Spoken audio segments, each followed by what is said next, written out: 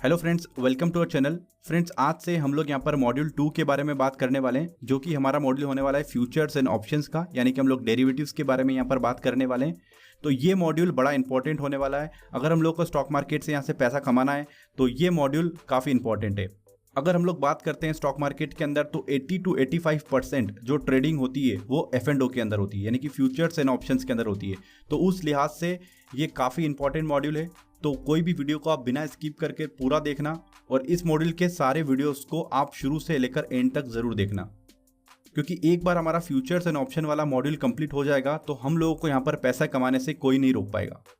तो futures and options के इस मॉड्यूल के अंदर हम लोग क्या कंटेंट देखने वाले हैं, इसका एक अपडेट ऑलरेडी हम लोगों ने टेलीग्राम चैनल के ऊपर यहाँ पर दिया हुआ है। बट अभी हम लोग यहाँ पर समझ लेते हैं कि क्या क्या हम लोग यहाँ पर बात करने वाले हैं।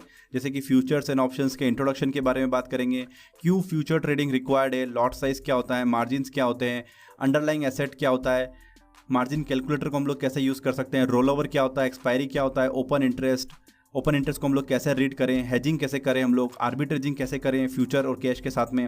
साथ ही साथ हम लोग ऑप्शंस के बारे में यहाँ पर बात करेंगे, जैसे कि बेसिक्स ऑप्शंस क्या होते हैं, पे ऑफ ग्राफ्स क्या होते हैं, ऑप्शन राइटिंग क्या होती है, यहाँ पर in the money out the money options क्या होते हैं, डेल्टा क्या होता है, ग्रिक्स क्या होते हैं। तो काफ़ी सारा कंटेंट इसके अंदर हम लोगों को देखने को मिलेगा। साथ ही साथ यहाँ पर हम लोग को ऑप्शन स्ट्रेटेजीज, जैसे कि butterfly, iron condor, call ratio, call ladder, bull call spread, कई सारी स्ट्रेटेजीज को हम लोग यहाँ पर देखने वाले हैं। सो बड़ा इंटरेस्टिंग मॉड्यूल होने वाला है। तो फ्रेंड्स, इसको आप पूरा शुरू से एंड तक ज़रूर देखना। तो करते हैं इस मॉड्यूल को यहाँ पर स्टार्ट हम लोग with the term futures and options. Futures and options क्या होते हैं और उसको हम लोग क्यों डेरिवेटिव्स बोलते हैं। फ्रेंड्स, इस मॉड्यूल को पूरा सिंपल हम लोग समझने वाले हैं, कोई भी कंफ्यूजन आपको नहीं रहेगा, ये मेरा प्रॉमिस है आपसे। जितना सिंपल हो सकता है उतना सिंपल समझाने की मैं यहाँ पर कोशिश करूँगा। देखिए, फ्यूचर्स एंड ऑप्शंस का अपने आप में यहाँ पर कोई भी अस्तित्व नहीं है, ये डिराइव हुए हैं अंडरलाइन एसेट से। तो देखिए, यहाँ पर अंडरलाइन एसेट क्या है पहले इसको समझ लेते हैं हम लोग। यानी कि फ्यूचर्स एंड ऑप्शन का अपने आप में कोई अस्तित्व नहीं है, ये होंगे भी नहीं अगर अंडरलाइन एसेट नहीं होगा। तो अभी अंडरलाइन एसेट क्या है पहले इसको क्लियर करते हैं। देखिए, यहाँ पर ये मिल्क है, तो मिल्क को हम लोग यहाँ पर बोलते हैं कि ये एक अंडरलाइन एसेट है। मिल्क से क्या क्या डिराइव हो सकता है, मिल्क से पनीर बन सकता है, मिल्क से यहाँ पर हम लोग मिठाई बना सकते हैं, मिल्क से हम लोग यहाँ पर दही बना सकते हैं। सो ये डिराइव हुए हैं, ये जितने प्रोडक्ट्स हैं, पनीर हुआ, मिठाई हुई, दही हुआ, ये जितने भी प्रोडक्ट्स हैं ये इसके डेरिवेटिव्स हैं। हम लोग ऐसा कह सकते हैं कि ये इसके डेरिवेटिव्स हैं यहाँ पर। तो मिल्क से डिराइव हुए, तो मिल्क यहाँ पर कोर है, तो इसलिए हम लोग यहाँ पर इसको बोलते हैं कि ये एक अंडरलाइन है, ये एक अंडरलाइन एसेट है। अगर यहाँ पर मिल्क नहीं होगा तो इसके डेरिवेटिव्स यहाँ पर नहीं होंगे। तो स्टॉक मार्केट के अंदर यहाँ पर जो अंडरलाइन है वो यहाँ पर क्या है, वो कंपनीज के यहाँ पर शेयर्स हैं, यहाँ पर कमोडिटीज़ हैं, ये सारे अंडरलाइन एसेट हम लोग बोल सकते हैं। जैसे कि गोल्ड, सिल्वर, ये सारे अंडरलाइन एसेट है। बॉन्ड्स यहाँ पर अंडरलाइन एसेट्स है। तो यहाँ पर शेयर जो है वो एक अंडरलाइन एसेट है, ये हम लोग को यहाँ पर क्लियर हो गया। तो इसीलिए इसका नाम यहाँ पर पड़ा है डेरिवेटिव्स, यानी कि ये डिराइव हुए हैं, अपने अंडरलाइन एसेट से डिराइव हुए हैं, इसलिए इसको हम लोग बोलते हैं यहाँ पर डेरिवेटिव्स, राइट। तो अभी हम लोग इसको यहाँ पर बोले F&O, तब भी हमारा मतलब सेम होगा। हम लोग इसको बोले डेरिवेटिव मार्केट, तब भी हमारा मीनिंग यहाँ पर सेम होगा। या फिर हम लोग इसको बोले यहाँ पर फ्यूचर्स एंड ऑप्शंस, तब भी इसका मतलब एक ही होगा यहाँ पर। तो आप यहाँ पर एक छोटी सी चीज़ को समझना कि अगर हमारा कोई अंडरलाइन एसेट, उसमें अगर कोई चेंजेस होते हैं तो उसका सीधा सीधा इम्पैक्ट उसके डेरिवेटिव पे पड़ेगा। कैसे पड़ेगा? अगर हमारा मिल्क यहाँ पर ख़राब है, वो ख़राब हो चुका है, तो उसका सीधा सीधा इम्पैक्ट कहाँ पर पड़ेगा? उसके डेरिवेटिव्स पे पड़ेगा। तो अगर हमारा दूध सही नहीं होगा तो हमारा यहाँ पर पनीर सही नहीं होगा, हमारी यहाँ पर मिठाई भी खराब हो जाएगी, हमारा यहाँ पर दही भी सही नहीं होगा। तो कहने का मतलब ये है कि अगर हमारा स्टॉक या कंपनी, अगर उसके अंदर कुछ खराबी होगी तो उसके फ्यूचर्स के अंदर भी यहाँ पर हम लोग को खराबी देखने को मिलेगी। यानी कि अंडरलाइन की प्राइस अगर नीचे जा रही है तो फ्यूचर की प्राइस भी यहाँ पर नीचे जाएगी, अंडरलाइन की प्राइस यहाँ पर ऊपर जाएगी तो फ्यूचर की प्राइस भी यहाँ पर ऊपर जाएगी। यानी कि इसको जस्ट मिमिक करता है, ये इसको दोहराता है, राइट। तो फ्यूचर्स एंड ऑप्शंस के इस मॉड्यूल को समझने के लिए अभी हम लोगों को यहाँ पर एक एग्जाम्पल को समझना बहुत ज़रूरी है। अगर ये एग्जाम्पल आपके समझ में आ गया यहाँ पर, तो ये पूरा कॉन्सेप्ट आपके समझ में आ जाएगा कि फ्यूचर्स एंड ऑप्शंस की हम लोग को ज़रूरत क्यों यहाँ पर पड़ी है। तो यहाँ पर एग्जाम्पल में आप देख सकते हैं कि ये एक फार्मर है और ये यहाँ पर ओनियंस प्रोड्यूस करता है। तो इसको हर बार एक बात की यहाँ पर चिंता रहती है कि जब मैं ओनियंस को यहाँ पर प्रोड्यूस कर रहा हूँ तो इसकी प्राइस काफ़ी फ्लक्चुएट होती है, ओनियंस की प्राइस काफ़ी फ्लक्चुएट होती है। कभी वो 1 रुपीज़ kg में सेल होता है, कभी वो 100 रुपीज़ kg में यहाँ पर सेल होता है। तो इसको बड़ी चिंता है इस बात की कि जब आज से 3 महीने बाद, आज मैंने ओनियंस को यहाँ पर प्रोड्यूस करने के लिए डाला है और 3 महीने बाद जब ओनियंस यहाँ पर प्रोड्यूस हो जाएंगे तो उस समय मार्केट की यहाँ पर प्राइस क्या होगी। क्या वो 1 रुपये के अंदर जाएगा या फिर 100 रुपये के अंदर जाएगा, इसको इस बात की यहाँ पर चिंता रहती है। तो इसकी चिंता यहाँ पर बिल्कुल जायज़ है, क्योंकि यहाँ पर इसको 5 रुपये का खर्चा आता है अगर वो 1 kg ऑनियंस को यहाँ पर प्रोड्यूस करता है। कहने का मतलब 1 kg ऑनियंस को प्रोड्यूस करने के लिए उसको जो एक्सपेंस यहाँ पर आ रहा है 5 रुपये, तो वो 1 रुपये में क्यों सेल करेगा, और उसकी मजबूरी होती है 1 रुपये में सेल करना, तो ऐसे में उसको लॉस उठाना पड़ता है। तो यहाँ पर जो हमारा फार्मर है ये बड़ा कंफ्यूज है, बड़ा चिंतित है कि यार मुझे अपने ऑनियंस के रेट नहीं मिल रहे यहाँ पर। तो इसका एक ही कंसर्न है कि ना तो मुझे 1 रुपये पे सेल करना है, ना मुझे यहाँ पर 100 रुपये पे सेल करना है। मुझे जो अपनी लागत है इस पे सिर्फ मुझे यहाँ पर 10 रुपये और ऊपर मिल जाए पर केजी में। ये इसकी छोटी सी यहाँ पर एक कंडीशन है, ना इसको 100 रुपये कमाना है, ना इसको 1 रुपये में सेल करना है। तो आज जो डेट हो रही है वो हम लोग मान के चलते हैं यहाँ पर 1 जनवरी की डेट है, और आज जो प्राइस चल रहा है ऑनियन का वो चल रहा है यहाँ पर 15 रुपीज़ पर केजी, राइट। जो फार्मर है उसके यहाँ पर जो ऑनियंस है वो प्रोड्यूस कब होंगे, वो हम लोग मान के चलते हैं कि 31 मार्च तक इसके जो ऑनियंस है वो फाइनली यहाँ पर प्रोड्यूस हो जाएंगे, सेल करने लायक हो जाएंगे। तो यहाँ पर इस कहानी में एक ट्विस्ट आता है कि जो हमारा चिंतित फार्मर है वो यहाँ पर एक स्टेप लेता है। इस स्टेप को, इस कॉन्सेप्ट को अगर हम लोग समझ गए तो हम लोग को फ्यूचर्स एंड ऑप्शंस के कॉन्सेप्ट को समझने में बिल्कुल भी देरी नहीं होगी। तो यहाँ पर ये क्या करता है, इसको काफ़ी चिंता है अपने ऑनियंस की प्राइस की, तो ये यहाँ पर एक डीलर के पास जाता है। ये एक होलसेलर है, यानी कि बड़ा व्यापारी है ऑनियंस का, प्याज का काफ़ी बड़ा व्यापारी है। तो ये इस होलसेलर के पास यहाँ पर जाता है और इससे एक एग्रीमेंट साइन करवाता है, इससे एक एग्रीमेंट करता है। यानी कि जो एग्रीमेंट होगा इन दोनों के बीच में यहाँ पर होगा, एग्रीमेंट कहें या फिर हम लोग कहें कॉन्ट्रैक्ट कहें, कुछ भी हम लोग यहाँ पर कहें, तो इन दोनों के बीच में एक एग्रीमेंट हो जाता है। वो एग्रीमेंट ये करने के लिए आता है कि आज जो प्राइस चल रहा है ऑनियन का 15 रुपीज़ पर केजी में, तो 3 महीने बाद जब मैं जो भी ऑनियंस यहाँ पर प्रोड्यूस करूँगा तो आपको यहाँ पर 15 रुपीज़ पर केजी में दूंगा, irrespective of the price. Price चाहे ऊपर जाए या प्राइस नीचे जाए, इस बात का ये एग्रीमेंट यहाँ पर करने आता है। तो यहाँ पर हम लोग को माइंडसेट समझना ज़रूरी है।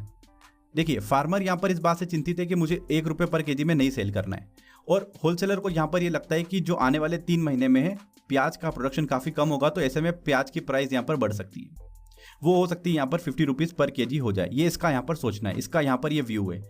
तभी ये इस एग्रीमेंट के अंदर आया, तभी इसके साथ में इसने कॉन्ट्रैक्ट साइन किया।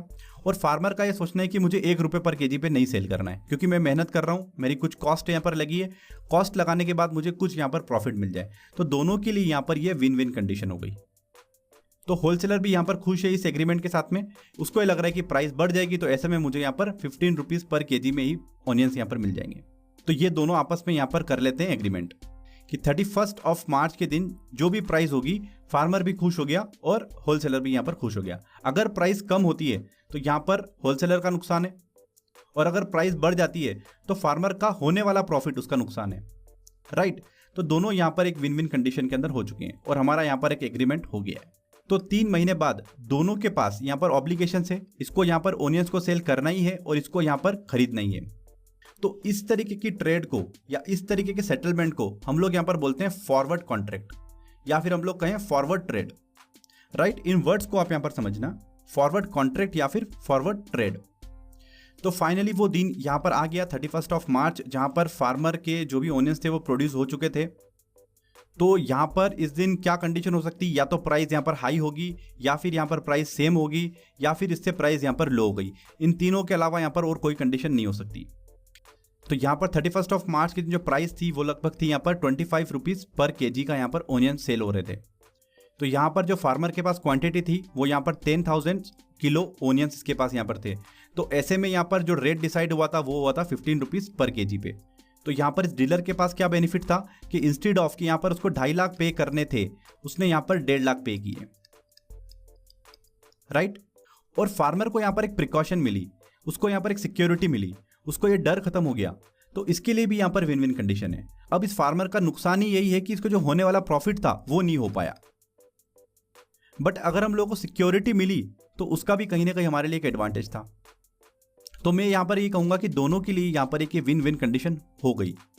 ये कॉन्सेप्ट आपको क्लियर हुआ कि यहाँ पर हुआ क्या अभी। तो इस पूरे ट्रेड के अंदर, इस पूरे सेटलमेंट के अंदर यहाँ पर क्या क्या रिस्क इन्वॉल्व थी, पहले हम लोग उसको समझ लेते हैं। यहाँ पर पहली रिस्क यहाँ पर थी लिक्विडिटी रिस्क।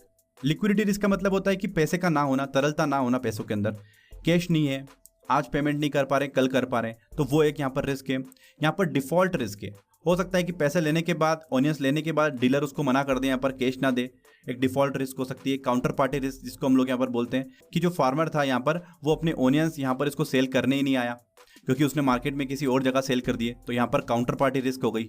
रेगुलेटर यहाँ पर कोई नहीं है क्योंकि यहाँ पर म्यूचुअल कंसेंट था, दोनों के यहाँ पर एग्रीमेंट थी, दोनों का कंसेंसस था, तो यहाँ पर एक रेगुलेटर कोई नहीं था, तो वो एक यहाँ पर रिस्क है। तो यहाँ पर रिजिडिटी रिस्क है, तो अगर आप एक बार एग्रीमेंट के अंदर चले गए तो उसको आप कैंसिल नहीं कर पा रहे, यानी कि अगर आपने एक बार कमिटमेंट कर दिया तो उसके बाद तो आपको यहाँ पर ट्रेड को सेटल करना ही करना है। तो इतने सारे डिसएडवांटेज को ओवरकम करने के लिए हम लोगों ने यहाँ पर डिजाइन किया फ्यूचर कॉन्ट्रैक्ट। उसके अंदर आपको ये किसी प्रकार की रिस्क देखने को नहीं मिलेगी। हम लोग यहाँ पर ये कह सकते हैं कि जो फ्यूचर कॉन्ट्रैक्ट है वो इम्प्रोवाइजेशन है फॉरवर्ड कॉन्ट्रैक्ट का, फॉरवर्ड ट्रेड का। कहने का मतलब फॉरवर्ड कॉन्ट्रैक्ट का ही कोर है फ्यूचर कॉन्ट्रैक्ट के अंदर, जो एलिमिनेट करता है इन रिस्क को। यहाँ पर इसमें कोई भी किसी प्रकार की रिस्क आपको देखने को नहीं मिलेगी। तो फॉरवर्ड कॉन्ट्रैक्ट की जो रिस्क थी वो सारी हमारे पास खत्म हो चुकी है क्योंकि यहाँ पर अभी हमारे पास एक्सचेंज इन्वॉल्व है। अगर हम लोग बात करते हैं फ्यूचर कॉन्ट्रैक्ट के अंदर तो ये स्ट्रक्चर्ड है as compare to forward contract, standardize market है, ट्रेडेबल है और रेगुलेटेड है, यानी कि वेल रेगुलेटेड है। इसको यहाँ पर जो रेगुलेट करता है वो है सेबी। तो स्टैंडर्डाइज का मतलब ये होता है कि यहाँ पर लॉट के अंदर काम होता है, मीन्स यहाँ पर आप एक शेयर दो शेयर के अंदर ट्रेड नहीं कर रहे हैं, आपको एक पूरा लॉट यहाँ पर खरीदना होता है। तो अभी हम नेक्स्ट वीडियो के अंदर देखने वाले हैं लॉट क्या होता है। यहाँ पर ट्रेडेबल का मतलब ये होता है कि जहाँ पर जो फार्मर था उसने एक बार एग्रीमेंट कर दिया था तो वो एग्रीमेंट को यहाँ पर कैंसिल नहीं कर पा रहा था या बीच में किसी और को सेल नहीं कर पा रहा था। तो ट्रेडेबल का मतलब ये हो गया कि आपने आज कोई फ्यूचर कॉन्ट्रैक्ट लिया, आप उसको कल सेल कर सकते हो, परसों सेल कर सकते हो, आज के आज ही आप यहाँ पर सेल कर सकते हो, with in a few second आप उसको यहाँ पर सेल कर सकते हो। और यहाँ पर हम लोगों ने देखा था कि ये टाइम बाउंडेड है, यानी कि इसकी एक्सपायरी यहाँ पर होगी। तो इन सारे वर्ड्स को, एक्सपायरी क्या होती है, लॉट साइज क्या होते हैं, मार्जिन्स क्या होते हैं, फ्यूचर्स के अंदर सेटलमेंट्स कैसे होते हैं, इसको हम लोग यहाँ पर नेक्स्ट वीडियो के अंदर देखने वाले हैं। सो आई होप फ्रेंड्स कि आपको यहाँ पर एक कॉन्सेप्ट समझ में आया होगा फ्यूचर कॉन्ट्रैक्ट के बारे में। तो अभी हम लोगों ने स्टार्ट किया है फ्यूचर्स एंड ऑप्शंस का। आई नो कि आपके कई सारे डाउट्स यहाँ पर आएंगे, बट जैसे जैसे हम लोग इस मॉड्यूल के अंदर आगे बढ़ते जाएंगे आपका कोई भी डाउट यहाँ पर नहीं रहेगा।